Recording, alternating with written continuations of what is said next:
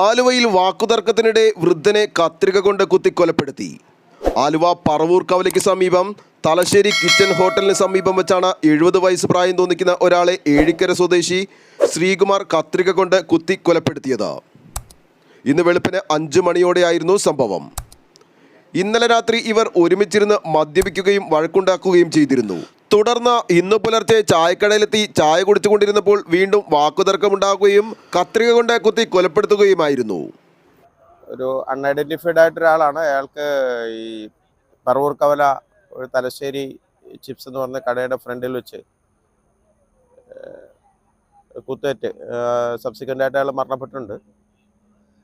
അത് കുത്തിയ ആള് ഒരു ശ്രീകുമാർ എന്നുള്ള ആളാണ്. അയാളും ആക്രിപെറുക്കി നടക്കുന്നതാണ്. ഇവർ രണ്ടുപേരും സുഹൃത്തുക്കളാണെന്നാണ് മനസ്സിലായത്. രണ്ടും മലയാളികളാണ്. രാവിലെ ഇവിടെ ചായ കുടിക്കാൻ വന്നതിന് ശേഷം ഒരാൾ ചായ കുടിച്ചിട്ട് ആക്രിപെറുക്കാൻ പോയി. അയാൾ ആക്രിപെറുക്കിയിട്ട് മടങ്ങി വരുന്ന സമയത്ത് രണ്ടാമത്തെ അക്യൂസ്ഡ് എന്ന് പറയുന്ന ആൾ ഇവിടെ ചായ കുടിക്കാൻ വന്നു. ഇവര് ഒന്നിച്ച് നടക്കുന്നതാണ്. ഇന്നലെ മദ്യപിച്ച് എന്തോ തർക്കം ഇവരുണ്ടായിരുന്നു. അപ്പോൾ അതിനെ സംബന്ധിച്ച് ഇരുവരും അങ്ങോട്ടും ഇങ്ങോട്ടും സംസാരിച്ച് പിണങ്ങി തമ്മിൽ അടികൂടി കൂടിയിൽ പ്രതിയുടെ കയ്യിലിരുന്ന ഒരു കത്രി പോലെയുള്ള എന്തോ ഒരു മൂർച്ചയുള്ള ഉപകരണമാണെന്നാണ് പറയുന്നത്. കണ്ടിരുന്ന സാക്ഷി പറയുന്നത്. അത് വെച്ച് നെഞ്ചു ഭാഗത്തോട്ട് കുത്തിയിട്ടുണ്ട്. കുത്തിയതിന് ശേഷം അയാളെ കുറച്ച് നടന്നങ്ങോട്ട് മാറിയതിന് ശേഷം അവിടെ വീഴുകയാണ് ചെയ്തത്. പിന്നെ ഇത് കണ്ടിരുന്ന ആൾക്കാർ അപ്പോൾ തന്നെ ഒരു ആംബുലൻസ് വിളിച്ച് ഹോസ്പിറ്റലിലേക്ക് കൊണ്ടുപോയിട്ട് അത് പോലീസിന് ഇൻഫോം ചെയ്തു. പോലീസ് വരുന്ന സമയത്ത് ഇയാൾ ഇവിടുന്ന് രക്ഷപ്പെടാൻ ശ്രമിക്കുന്ന സമയത്ത് നാട്ടുകാർ തടഞ്ഞു നിർത്തി. അങ്ങനെ ഇപ്പോൾ നമ്മൾ നിലവിൽ കസ്റ്റഡി എടുത്തിട്ടുണ്ട്. അപ്പോൾ അയാൾക്ക് ചെറിയ പരിക്കുണ്ട്. ഹോസ്പിറ്റലിൽ കാണിച്ചിട്ടുണ്ട്. അത് വിശദമായിട്ട് ചോദ്യം ചെയ്തിട്ട് ബാക്കിയുള്ള നടപടിയിലേക്ക് തുടരുന്നുണ്ട്. ഇപ്പോൾ ഒരാളുടെ മൊഴി എടുത്തിട്ട് FIR എടുത്തിട്ടുണ്ട്. ബാക്കി കാര്യങ്ങൾ തുടരുകയാണ്. മരിച്ച ആളുടെ പേര് ഐഡന്റിഫൈഡ് ആയിട്ടില്ല. അയാൾ മലയാളിയാണെന്ന് പറയുന്നത്. അതിനുള്ള ശ്രമം നടക്കുക.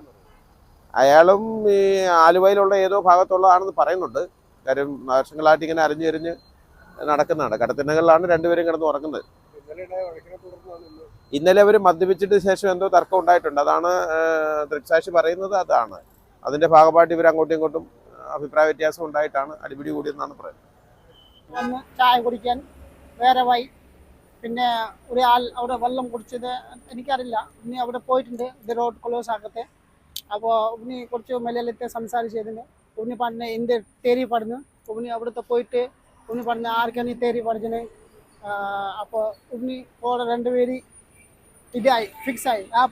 ഞാൻ ഒരുമിച്ചിനെ പോയി. ഞാൻ പറഞ്ഞു അവിടെ തെരുവൊന്നും ആക്കല്ല, പ്രശ്നമൊന്നും ഉണ്ടാക്കല്ല. അവിടെ നമ്മളെ കറയുണ്ട് 24 hours.